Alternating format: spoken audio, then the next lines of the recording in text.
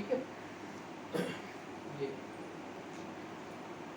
तो हम रोमन के साथ व्यापार में दक्षिण भारत के साथ अरिकामेड, जिसे पेरिप्लस ऑफ द एर्थियन सी में पेडो के नाम से जाना जाता है, वहाँ पर हमें रोम के मृदभांड, मिट्टी के बर्तन और रोमन बस्ती के साक्ष्य हमें प्राप्त होते हैं। फिर मुजरिस नामक स्थान से रोमन शासक आगस्टस के सिक्के प्राप्त होते हैं। इसके साथ साथ यहाँ पर जो एक पांड्य का जो प्रमुख नगर था उदयपुर,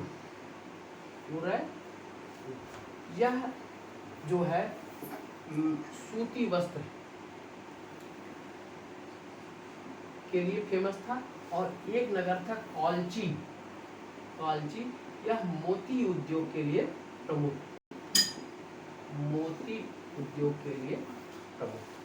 ठीक है। अब हम आते हैं, देखते हैं कि कौन कौन से ऐसे वस्तुएं हैं जिसका यहाँ से निर्यात किया जाता था और कौन सी ऐसी वस्तुएं हैं जिसका आयात किया जाता था। तो निर्यात के रूप में हम देखते हैं, निर्यात के रूप में हाथी दांत और कछुआ, सीपी, मोती, रंग, नील, उसके बाद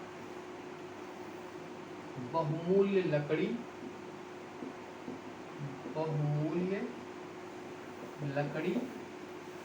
मसाला, लौह इस्पात की बनी वस्तुएं,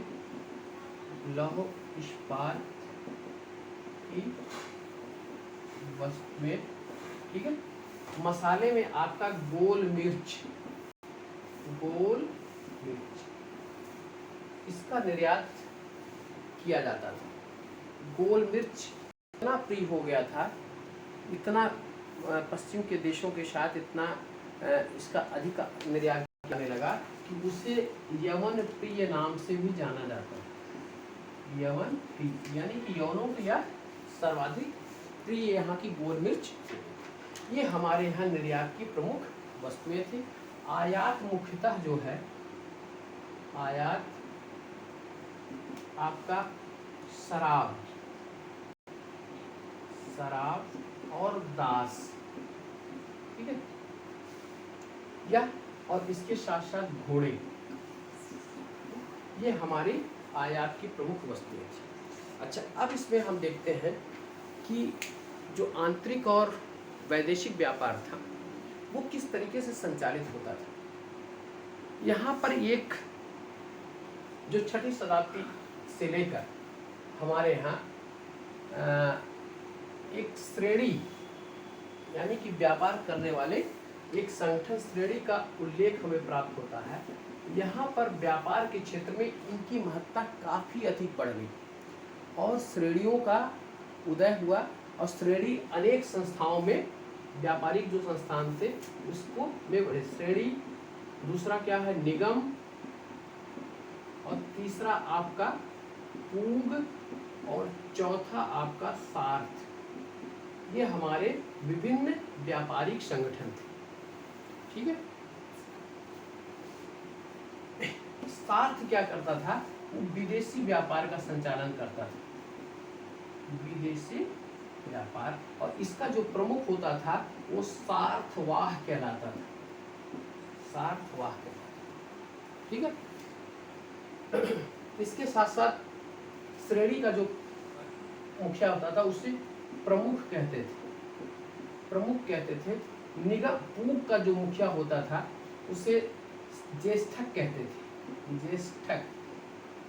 और निगम का जो मुखिया होता था उसे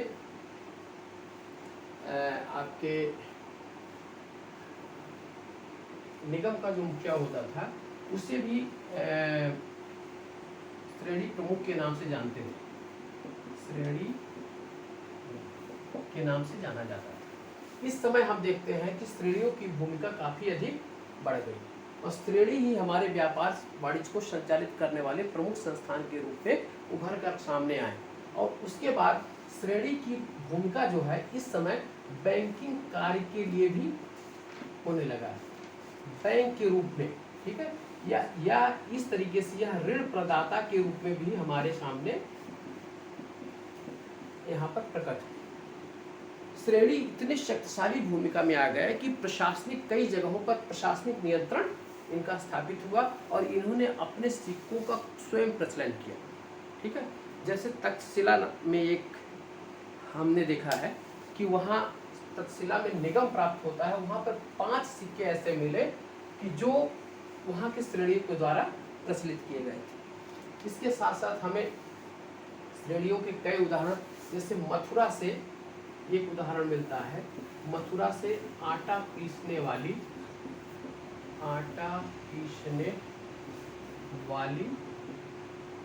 श्रेणी, ठीक है। दूसरा आपका मिलता है कौशाम्बी से आपके गंधिकों की श्रेणी, गंधिक यानी कि इत्र जो थे, ठीक है, गंधिकों की श्रेणी।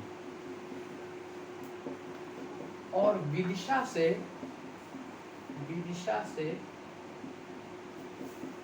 हाथी दांत,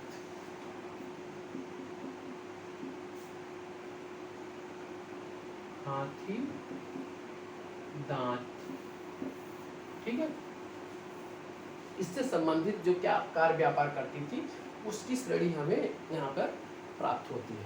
तो श्रेणी हमारे यहाँ प्रमुख भूमिका के रूप में नजर आने लगे, या बैंकिंग व्यवस्था का भी सूत्रपात इन्होंने किया। इनके द्वारा ऋण प्रदान किए जाते थे और इसके साथ साथ जगह पर इन सिक्के भी हमारे सामने यहाँ पर मौर्योत्तर काल में दृष्टिगोचर होते हैं, दिखाई देते हैं। इस तरीके से हमारे यहाँ श्रेणियाँ रहीं।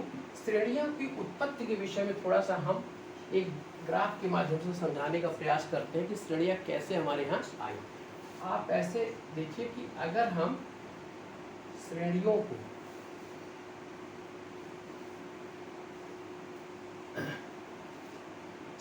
से लेकर 600 BC से 300 BC, ठीक है, 300 BC और 300 BC से लेकर 200 BC और 200 BC से लेकर आपका 300 AD, ठीक है, और 300 AD से लेकर आपका 500 AD और 500 AD से लेकर 750 AD, ठीक है। इसकी अगर हम बात करते हैं, ठीक है, तो इस काल में 300 BC से लेकर 600 BC से लेकर 300 BC के बीच में श्रेणियों का उद्भव हमारे यहाँ हुआ। श्रेणियों का उद्भव कब हुआ? 600 से लेकर 300 BC के मध्य। 300 से 200 के मध्य में श्रेणी जो है यह प्रारंभिक अवस्था में, ठीक है, यहाँ हमारे उद्भव होता है। और 300 से लेकर 200 के बीच में श्रेणी का प्रारंभिक अवस्था,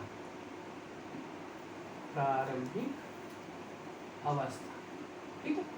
अब हम जब आगे के शासन उसमें देखते हैं पीरियड में 200 BC से लेकर 300 AD तक, तो हमें श्रेणी बहुत बड़ी संख्या में दिखाई देने लगते हैं। अब यहाँ श्रेणी हमारे कितने हो गए? कई संख्या में, ठीक है। यह श्रेणियों का उत्कर्ष, श्रेणियों की पराकाष्ठा। फिर 300 से हम 500 के बीच में देखते हैं तो श्रेणियों का पतन,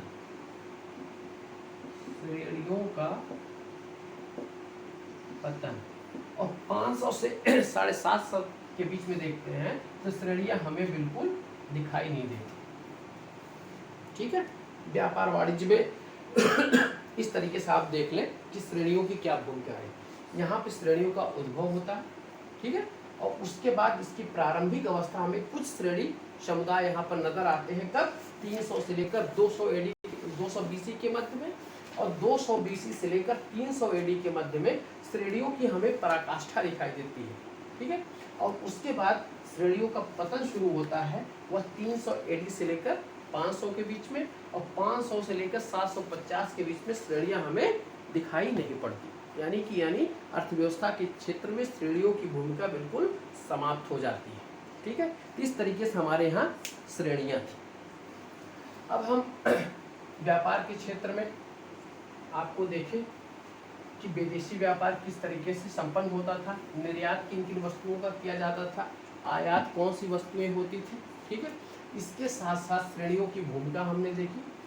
यहाँ से रोम की तरफ जो व्यापार होता था उससे रोम से काफी मात्रा में स्वर्ण का यहाँ पर स्वर्ण सिक्के यहाँ पर आते थे। यानी कि हम उनको क्या देते थे, उनको सीपी देते थे, मोती देते थे और मसाला देते थे, लोहे की वस्तुएं देते थे। उसके बदले में वो हमको क्या करते थे, सोने के सिक्के देते थे। सोने के सिक्के इतनी अधिक मात्रा में रोम से भारत आने लगे कि इस पे प्लिनी ने दुख व्यक्त किया। प्लिनी ने दुख व्यक्त किया स्वर्ण सिक्के भारत पे आने का। अब अंत में क्या हुआ कि रोम सम्राट ने व्यापार को ही समाप्त करने का निर्णय लिया। व्यापार को समाप्त करने का, ठीक है, इस पे व्यक्त किसने किया था, प्लिनी ने दुख व्यक्त किया था। ठीक है, और हम यहाँ से क्या निर्यात करते थे, उन्हें मसाला देते थे, गोल मिर्च देते थे जिसे यवनप्री कहा जाता था, और इसके साथ साथ वो हमें क्या देते थे, हमको स्वर्ण सिक्के देते थे। इतनी बड़ी मात्रा में हमारे यहाँ व्यापारिक आदान प्रदान होता था और जिसमें हमको कितना लाभ होता था। ठीक है, इन विदेशी व्यापार से हमें एक समाज के क्षेत्र में क्या परिवर्तन हुआ कि समाज में विदेशी तत्वों का, जब विदेशी व्यापार भारत की तरफ आए, ठीक है, व्यापारी भारत आए, तो वहाँ के लोगों का, विदेशी तत्वों का भारतीय समाज में अनेक तत्वों का प्रवेश हुआ। ठीक है, और यहाँ की अनेक लोक कलाएं, व्यवस्थाएं विदेशी समाज में जाना प्रारंभ हुआ। इस तरीके से सांस्कृतिक आदान प्रदान का एक बहुत बृहद द्वार हमारे यहाँ तैयार हो गया और एक दूसरे के साथ साथ सांस्कृतिक आदान प्रदान की शुरुआत हो गई। ठीक है, और इसमें जो है आपका